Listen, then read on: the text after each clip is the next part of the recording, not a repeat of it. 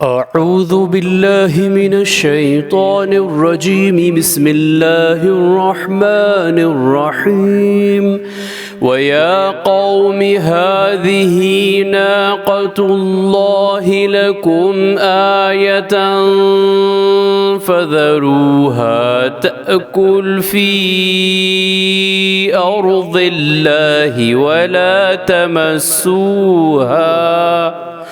ولا تمسوها بسوء فيأخذكم عذاب قريب فعقروها فقال تمتعوا في داركم 3 أيام ذلك وعد غير مكذوب।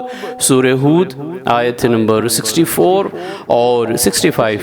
और ए मेरे कौम, देखो ये अल्लाह की भेजी हुई ऊँटनी तुम्हारे लिए एक निशानी यानी मौजिज़ा है, तो इसे आज़ाद छोड़ दो कि अल्लाह की ज़मीन में जहाँ से चाहे चरती फिरे, और इसे किसी तरह का नुकसान पहुँचाने की नीयत से हाथ ना लगाओ, वरना फ़ौरन तुम्हें अज़ाब आ पकड़ेगा।